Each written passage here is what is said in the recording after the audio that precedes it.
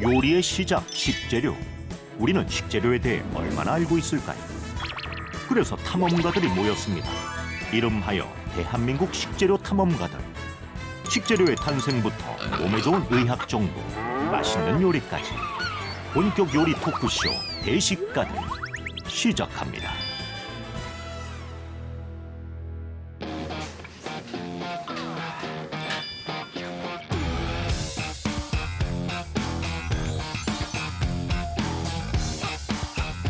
맛있는 요리의 시작, 그곳에 건강한 식재료가 있습니다. 대한민국 방방곡곡 식재료 탐험을 떠나는 대식가들. 오늘 그 두 번째 탐험을 시작합니다. 탐험가들을 소개합니다. 대식가들을 이끄는 탐험 대장, 요리하는 PD 이욱정. 아름다운 맛을 찾아다니는 아나운서계의 미식가 박은영 아나운서. 음식에는 삶이 녹아있다 박정백 칼럼니스트. 세계의 다양한 요리를 연구하는 글로벌 요리 연구가 나카가와 히데코. 식재료에 숨겨진 건강 키워드를 찾는다 약사 정재훈. 오늘의 스페셜 셰프, 식재료의 맛을 탐구하고 요리로 재해석하는 탐험가 류태환. 오늘도 가볍게 대국민 식탐 퀴즈 시작합니다. 캠핑에 이것 빠지면 절대 안 됩니다. 때때 와인 소뚜껑. 3월 3일 하면 생각나는 거. 온 국민의 회식 메뉴. 저는 그냥 한 글자로 그리고 소리로 설명을 드리겠습니다. 아우 먹고 싶어. 벌써 떠오르시죠? 자, 오늘의 주인공. 자, 삼겹살입니다. 남녀노소 국민 모두에게 사랑받는 국민고기 삼겹살. 우리 땅 우리 식재료. 신선한 삼겹살을 찾아 떠난 삼겹살 탐험. 지금 시작합니다. 삼겹살. 저는 세상에는 맛없게 요리하기가 더 어려운 재료가 있는데 그 중에 하나가 삼겹살이라는 생각을 합니다. 그렇죠. 있는 그대로 구워 먹으면 그 자체로 맛있으니까요. 이 돼지를 한 마리를 잡게 되면 22가지 부위가 나온다고 하죠. 짠! 제가 이게 준비를 했습니다. 부위를 잘 모르실 수도 있는데 하나씩 한번 삼겹살이 맞춰보세요. 어느 부위인지 오늘 아셨다는 얘기를 아까 하시더니. 돼지가 먹는다. 부위는 모른다. 예. 자, 그러면 오이부터 어떤 부위일까? 자, 오이는요 바로 짠! 등심 그리고 안심. 보통 등심, 안심 하게 되면 돈가스. 네, 그렇죠. 돈가스가 등심, 안심으로 하게 돈가스 되죠. 참 좋아해서 이게 오이일 줄 몰랐거든요. 근데 오이였어요. 4위. 4위 가볼게요. 목살. 목살? 목살 굉장히 안 좋아하시는 것 같아요. 안 좋아하는 거. 좋아요. 목살 많이 먹는 것 같아요. 자, 4위는 의외로 앞다리살. 뒷다리살. 고기 하면 돼지 족발이잖아. 족발. 족발.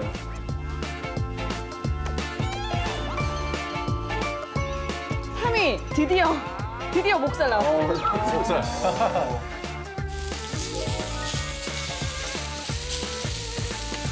저게 1위야, 1위. 1위는 볼 것도 없이 삼겹살이고요. 네.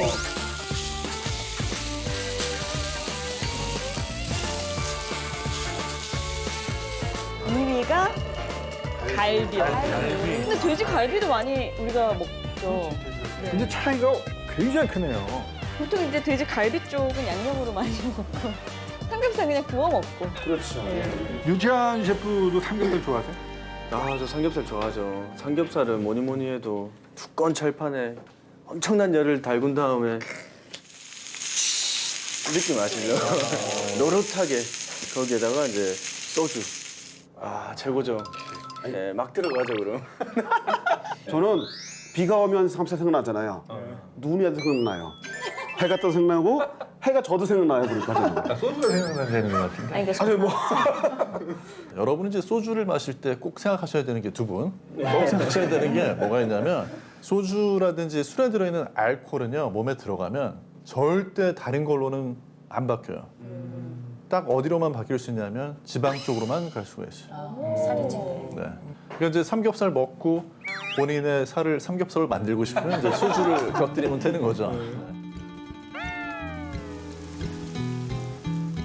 지난해 우리나라 국민 1인당 삼겹살 섭취량이 평균 20.9kg이래요. 삼겹살만 국내 생산량이 15만 톤인데 연간 20만 톤을 수입하고 있다고 하니까 사실은 국내 생산량도 많지만 그걸로 충당이 안 된다는 거죠. 언제부터 이렇게 구워 먹기 시작한 거죠? 우리나라에서 삼겹살을 본격적으로 소비한 건 언제냐면요. 60년대 도쿄 올림픽이 있었어요. 그때 일본 사람들이 돼지고기 소비를 많이 합니다. 그래서 한국에 돼지를 사가는데 처음에는 생돼지를 팔았어요. 근데 생돼지를 팔다 보니까 무슨 문제가 생기냐면 콜레라, 돼지 콜레라 했잖아요. 다 제거하고 줘. 그래서 이제 뭐 등, 머리 이게 나와가지고 이제 우리나라에 돼지고기 부속 문화가 발달하게 되는데 문제는 이 삼겹살이었어요. 기름기 많어, 우리 안 먹어. 이렇게 돼가지고 계륵이 돼버린 거예요. 처치 곤란한 부위가 돼버린 거예요. 그런데 그때가 언제냐면 70년대가 경제 성장이 될 때잖아요. 지방에서 동천이 붕괴되면 도시로 막 몰려든 사람들이 있었잖아요. 그 사람들은 먹고 싶은데 뭘 먹고 싶냐? 기름기 있는 것, 고기. 근데 삼겹살이 절묘하게 그게 딱딱 두 가지 들어있잖아요. 지방도 있고 그렇죠. 살코기도 그러니까 있고. 70년대 후반 되면 삼겹살을 쫙 구워 먹으면 기름기 쫙 올라오는 게 보이잖아요.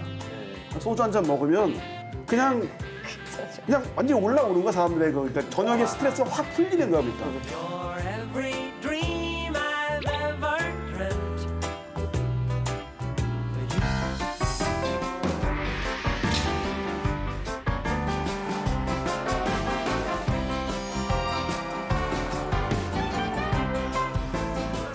충남 예산의 농가에서 만난 돼지는 우리가 자주 봤던 하얀색 돼지인데요.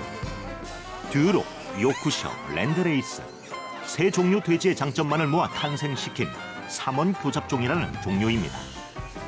이 농가에는 연령이나 건강 상태에 따라 돼지를 4-5개 집단으로 나누고 체계적으로 관리를 하는데요. 이렇게 6개월간 사육한 후 110kg 정도가 되면 출하합니다. 사람이 먹는 고기 사료로부터 깨끗하게 이런 캐치프해가지고 먹어도 됩니다. 맛있는 돼지는 뭘 먹이고 어떻게 키우는지가 중요합니다. 흰 돼지 삼원 교잡종은 성장이 빠르고 덩치가 큰 것이 특징인데요. 지방보다는 살코기가 많아 돼지고기 특유의 쫄깃한 식감과 비계의 고소한 맛이 살아있다고 합니다. 그래서 대중적으로 가장 많이 사랑받는다고 하는데요. 충남 예산 직영섭 생산자의 농가에는 10,000마리의 돼지가 깨끗한 환경에서 살고 있습니다. 돼지를 위한 생산자의 마음이 고스란히 드러나는 예산의 돼지 농가. 유태한 셰프의 탐험을 시작합니다. 꿀꿀. 류태환 셰프님께서 직접 돼지 농장에 다녀오셨다면서요? 네네, 예산에 갔다 왔습니다. 예산이면 사과가 유명하잖아요. 그렇죠. 한 3시간 정도를 이제 차를 타고 가는데 이제 정말 근처에는 시골장이 열리고 있었고 그 역에서 조금만 더 들어가니까 사과 농장이 있었습니다. 사과 농장이요? 네. 돼지 농장 다녀오셨다고 들었어요. 그러니까요. 저도 처음에 사과 농장을 가서 좀 의외였습니다. 자, 보여드릴 게 있는데 네, 바로 사과를 따서 1등급 사과는 이제 팔고 나머지는 이제 돼지를 먹이는 겁니다. 이 사과가 네, 그러니까 네. 돼지의 사료가 되는 거네. 그럼 여기 이렇게 떨어진 낙과들 있잖아요.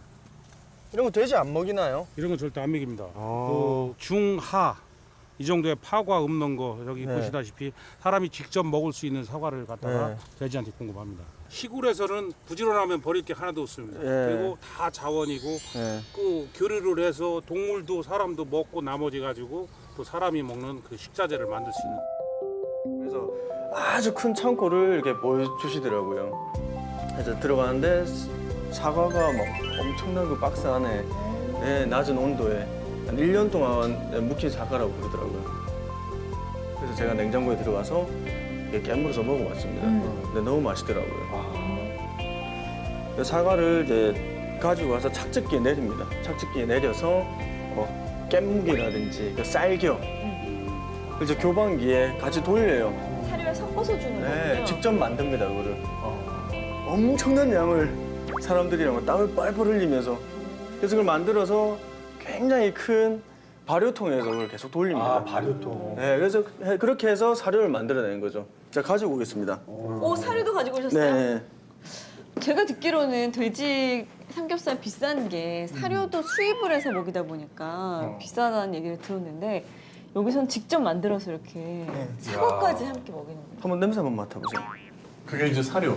네, 사료. 말씀하셨죠. 이게 진짜 발효시킨 것 같은 약간 식초 향을 맡을 때와 같은. 사료를 만드는데 향이 너무 좋더라고요. 그래서 제가 직접 이걸 먹어봤어요.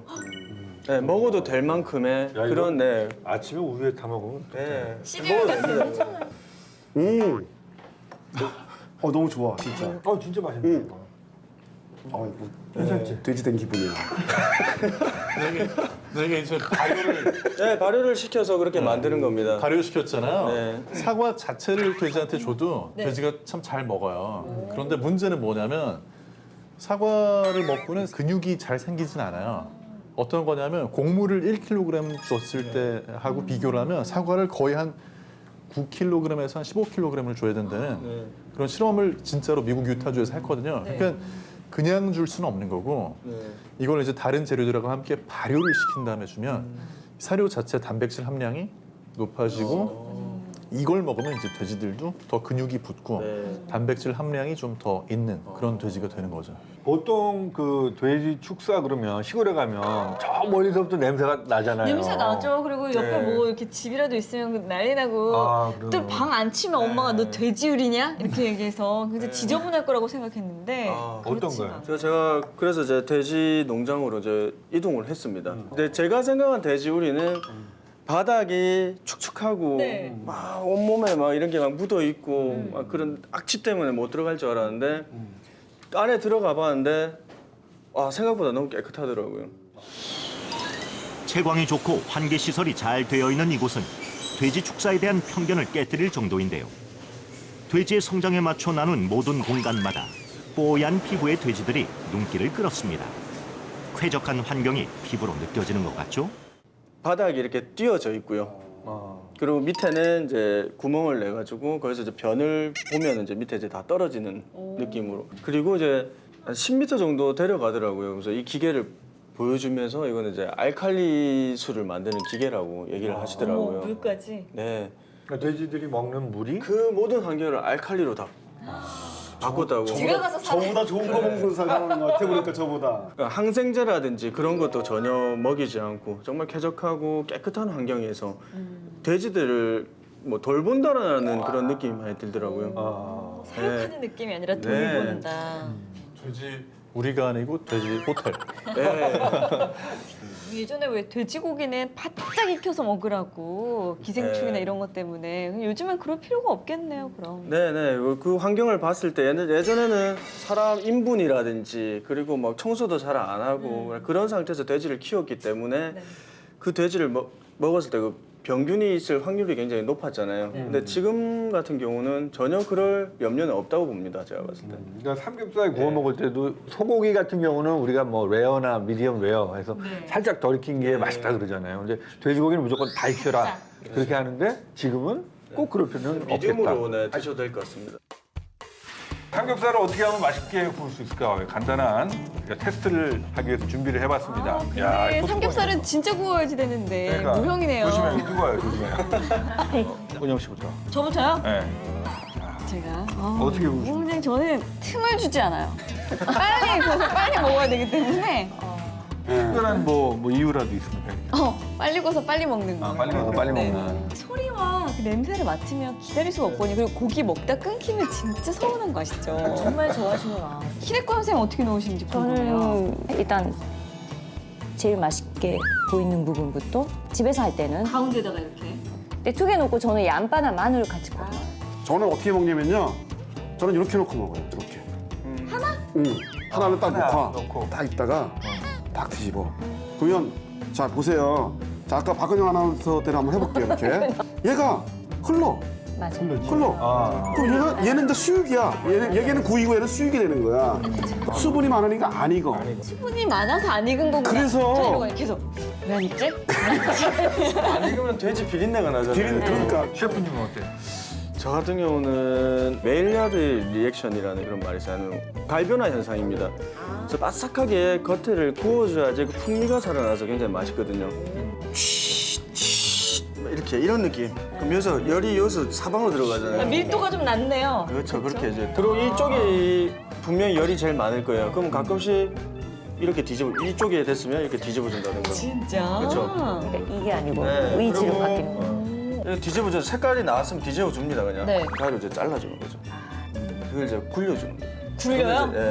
그러면 이제 사방이 다 바삭바삭해지는 거죠. 그럼 열이 거기서 들어가는 거. 이제 과학적으로 구워 드시는 거예요.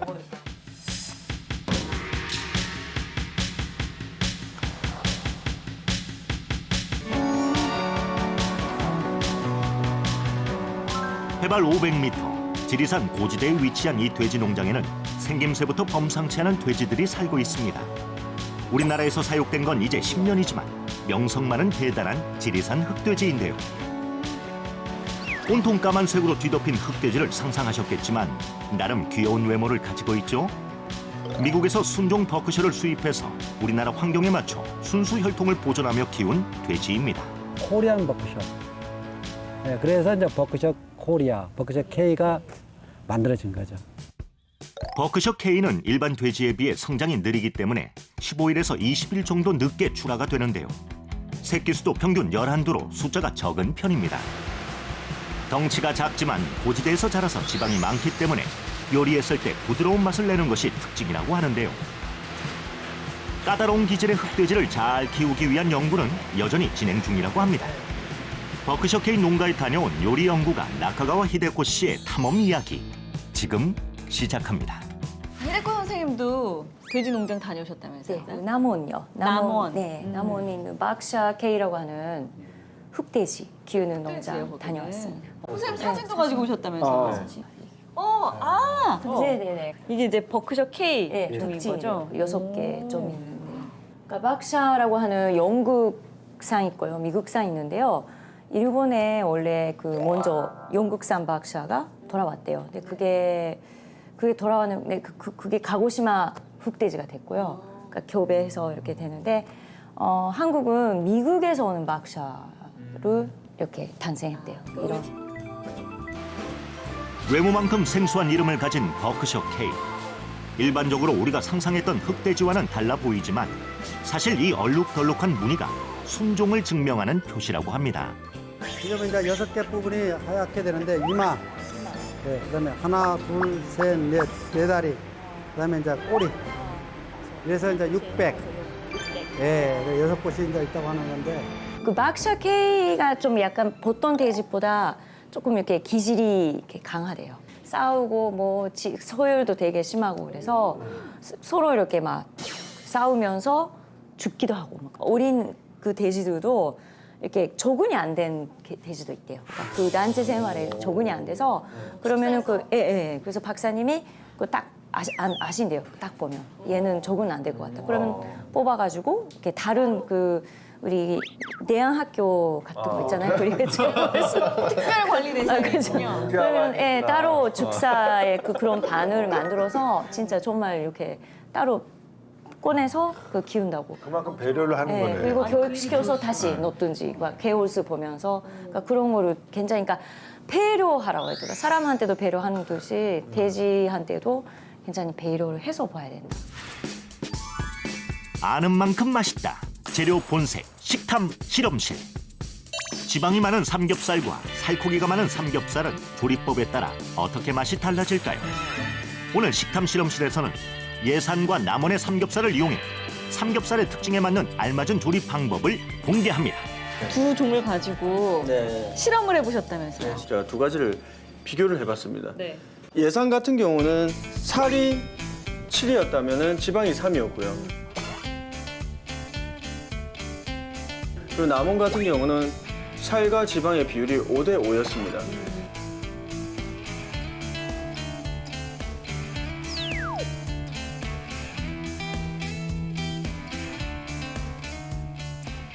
프라이팬에 구워봤어요. 같은 한 스푼에 기름을 두르고 구워봤는데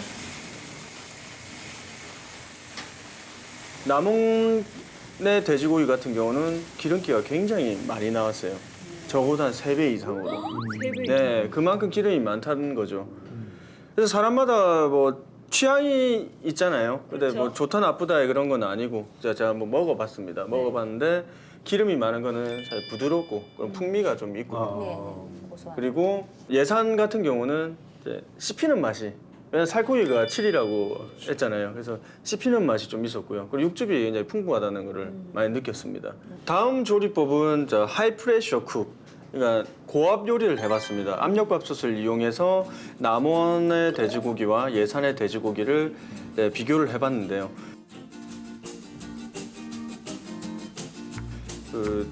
같은 1시간을 압력밥솥에 1.3기압에서 1.5기압의 기압을 넣었습니다. 그래서 한 1시간 뒤에 이제 비교를 해봤는데 남원 돼지고기 같은 경우는 부드럽고 살이 빨리 풀렸어요. 동파육 먹을 때 이제 먹는 식감처럼. 근데 예산 돼지고기 같은 경우는 1시간이 아닌 1시간 반을 했을 때 먹기 좋은 식감으로 만들어지더라고요. 집에서 그럼 먹을 때 약간 그걸 감안하면 좋겠네요. 네, 그래서 살코기의 비율이 많은 돼지고기 같은 경우는 아예 살짝만 낮은 온도에서 익히던지 아니면은 오랜 시간 지방이 많은 돼지고기보다 한 20-30%를 시간과 열을 더 가하라는 얘기죠. 그렇게 해야지 내 살의 근육이 살코기의 근육이 풀어지거든요. 그래서 확연하게 다른 결과를 볼 수가 있었습니다. 이제 앞으로 삼겹살집 가면 이것이 삼원교회적입니까? 먹기 시작해입니까? 그런 주인이 좀 긴장하실 거예요. 식탐 실험실 결과 보고. 삼겹살의 지방과 근육 비율에 따라 조리법과 조리 시간이 달라져야 한다는 점 꼭 기억하세요. 이 비계를 참 좋아하던 시절이 있었던 것 같아요. 그렇죠. 왜냐하면 그 70년대, 80년대 이렇게 신문 이렇게 찾아보면 음식에 대한 이야기 나올 때 이런 것도 나오거든요. 어떤 분이 지방분인데 다 이렇게 낚시를 가가지고 붕어를 잡았는데 너무 큰 걸 잡은 거예요. 네. 기름진 붕어를 잡아서 너무 맛있다고 회를 떠서 먹었는데 먹으면서 맛 표현을 뭐라 그러냐면 이게 꼭 돼지 비계처럼 기름이 아주 그냥 잘잘 흐르는 게 너무 맛있었다. 그러니까 그때만 해도 기름진 게 또 굉장히 맛있는 그렇죠. 그런 기준이었던 것 같아요. 황사 때 돼지고기를 많이 먹으라고 하잖아요. 근데 저는 사실 잘 모르겠거든요. 그래서 뭐 어떤 게 진실인지. 뭔지 씻어준다고 네. 막. 그러니까 이 모든 이야기는 사실 네. 몇십 년 전에 우리가 과학에 대한 게 아직 상식이 아니었을 때 네. 이럴 때 퍼져나간 이야기인데 사실은 그 삼겹살을 먹으면 먼지가 씻어내진다. 그렇죠. 미끈미끈. 네. 그게 뭐 이제 뭐 탄광 이런 데서 나왔다는 말씀도 있지만 네. 사실 도시에도 그 이야기가 이미 있었어요. 그래서 서울 시내에서 특히 이제 서울역 주변 이런 데 사는 분들이 먼지하고 매운탕하면 힘들다. 70년대 신문의 인터뷰를 보면 그래서 돼지고기를 먹어줘야 먼지가 빠진다. 이런 얘기를 하는데 이게 이제 과학적으로 봤을 때 잘못된 게 뭐냐면 돼지고기라는 음식이 들어가는 길은 식도고 먼지가 들어가는 건 기도. 그러니까 두 개가 길이 다르거든요. 삼겹살로 아무리 그 지방으로 매끈매끈하게 닦아줘도 그거는 식도. 그냥 한국 사람들이 그 먹고 싶어서 삼겹살 그냥 빈개 같아. 그때는 그렇게 생각을 했던 것 같아요. 왜냐면 우리가 딱 이렇게 먹었을 때는 삼겹살을 먹고 나면 뭔가 그 미끈미끈한 기름에 이게 씻겨 나간 것 같긴 하거든요. 얼굴도 미끄러워. 탄광촌 얘기 잠깐 하셨지만 저도 그때 그 기사가 정말 생각이 나요. 탄광에서 일하시고 이제 마치고 딱 올라오셔가지고 그냥 고기를 구워서 삼겹살, 근데 비계 많은 거. 그래서 꼭 먹는다. 그러면 이 여기에 이제 기도네요. 기도예요. 그 식도가 아니라 기도네요. 그래서 지금 태백이나 영월 쪽에서 삼겹살의 발상지가 우리다 이렇게 주장하신 이유 중에 하나가 그 비계 때문에 어떻게 먹었냐. 네. 아마 그 살코기 형태가 좀 박힌 삼겹살을 먹었을 것이다. 거기 유명한 식당이 있어요. 지금은 거기가 역사 박물처럼 꾸며놨어요.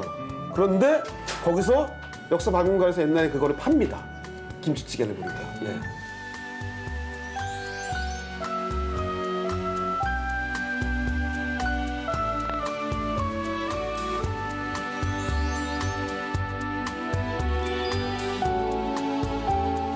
광부들이 즐겨 먹었던 추억의 김치찌개 만들어 볼까요? 먼저 비계가 많은 삼겹살을 센 불에 겉만 살짝 익힌 후 김치를 넣고 볶습니다. 재료들이 푹 잠길 정도의 물을 붓고 고기와 김치가 익을 때까지 팔팔 끓이다가 큼직한 두부와 송송 썬 파를 넣고 한 소끔 끓이면 힘겹던 시절 광부들의 하루를 위로했던 그 맛. 삼겹살 비계 김치찌개 완성. 이게 바로 그 영월의 김치찌개입니다. 예. 근데 확실히 이 기름이 많네요. 돼지 비계가 이렇게 쫙 일반적인 들어가니까. 김치찌개에 비해서 그 탄광촌에서 아. 옛날 그 틀긴 지금 기준은 틀렸지만 그 당시에는 팥과 믿음이 있었잖아요. 예. 굉장히 연해요. 그러니까 거부감이 느껴지는 그런 기름이 아니라 먹었을 때 좀 부드럽다. 네, 좋다는 느낌 많이 드네요. 피곤하고 나서 이렇게 삼겹살도 먹고 이 비계가 잔뜩 들어간 김치찌개 먹으면 피로감이 싹 사라졌을 것 같아요. 정말 감사한 맛이 아니었을까. 네.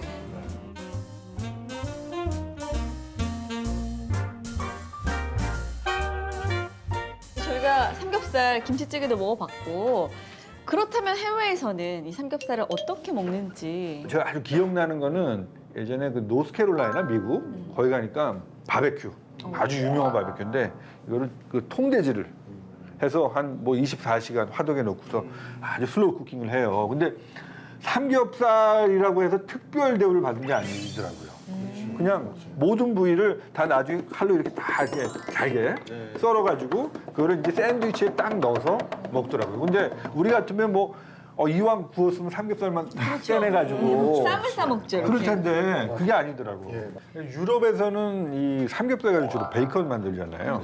베이컨 직접 만들어 보셨어요? 네, 저희 같은 경우는 많이 만들죠. 어떻게 보면 그거는 보존법이에요. 오래 가려면은 뭐 소금을 뿌리든가 소금을 뿌려서 안에 있는 수분을 뺀 다음에 훈연을 하면 뭐 또 베이컨이 되는 거고. 일본에서는 그럼 우리처럼 삼겹살을 이렇게 불에 구워 먹는 법은 별로 없나요? 저는 안 했어요. 저 어렸을 때부터는 그렇게 집에서는 안 했고 그 일본에서 많이 먹는 호화이트 시추라고 하는데요. 근데 호화이트 시추는 돼지 특히 그 돼지고기 중에 삼겹살 부분에서 하면 그러니까 기름기는 많지만 단맛도 나고 깊은 맛. 삼겹살을 팬에서 이렇게 겉에만 이렇게 좀 브라운색 될 때까지 이렇게 굽다가 그다음에 냄비에 저기 넣고 표로 육수 냉고 넣고 그다음에 뭐 채소 넣고 그다음에 좀 끓이다가 화이트 소스 베샤멜 소스라고도 하잖아요. 네, 그거를 만들어서 같이 합쳐서 그린 수프예요. 야, 너무 멋있다. 아, 사실은 한국에 오기 전에는 저 거의 삼겹살이라고 하는 부위 안 먹어봤는데 유일하게 하는 요리가 이거였었어요. 제가 꽤 젊었을 때부터 했던 요리 중에 하나인데요. 향부터 뇌가 맛있어 지금 이러고 있어. 그냥 스프로 이것만 먹어도 너무나 맛있을 것 같아요. 생각보다. 어쩜 이렇게 연해요, 고기가? 야, 이게 얼핏 생각하면 좀 느끼하지 않을까. 왜냐하면 삼겹살에 크림 소스니까. 근데 안 그러네.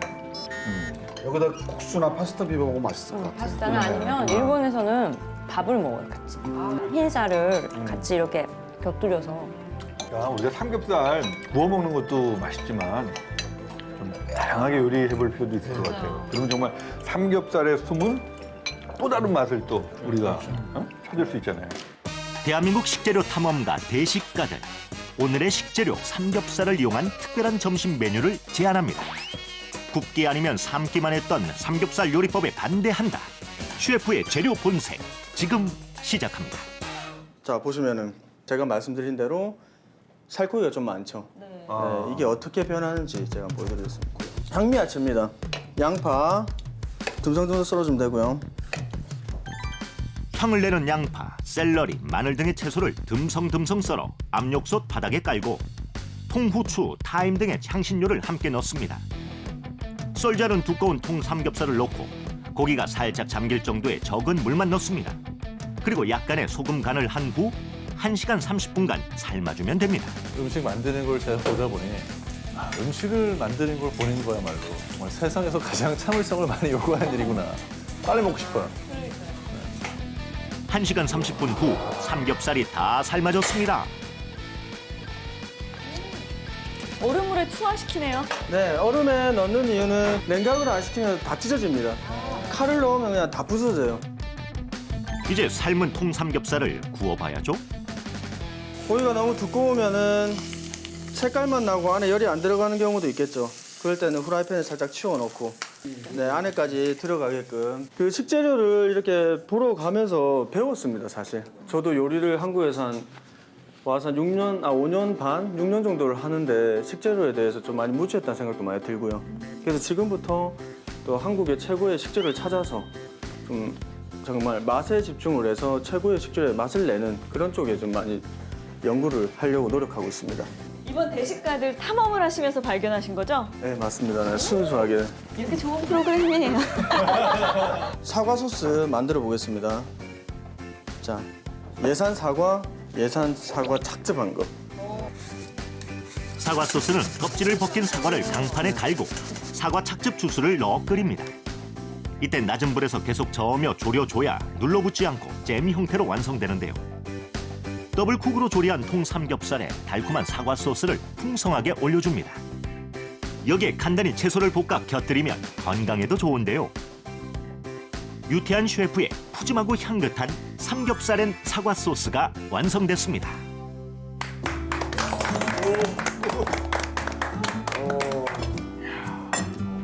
긴장감이 확 좀 오는 거예요, 지금. 어떤 맛일까? 네, 막 너무 궁금하고. 괜찮네. 애플 소스를 이게 고기만 먹으면 살짝 짤 수도 고기가. 있을 것 같은데 거기에 사과 그 소스가 들어가면서 확 달콤하게 잡아줘요. 삶았다가 다시 또 구웠다가 하면서 그 과정에서 혹시 제가 싫어하는 그 돼지 노린내 이런 게 나면 어떨까 걱정을 했는데 오히려 그 향신료 맛하고 돼지고기 맛이 너무 잘 어울려가지고 사실 삼겹살이란 재료도 굉장히 우리한테 친숙하면서 많이들 드시는 재료고 네. 사과도 그렇잖아요. 그리고 남아있는 집에 있는 채소들을 이렇게 듬성듬성 잘라서 같이 먹으면 되니까 냉장고 청소할 때도 참 좋겠는데요.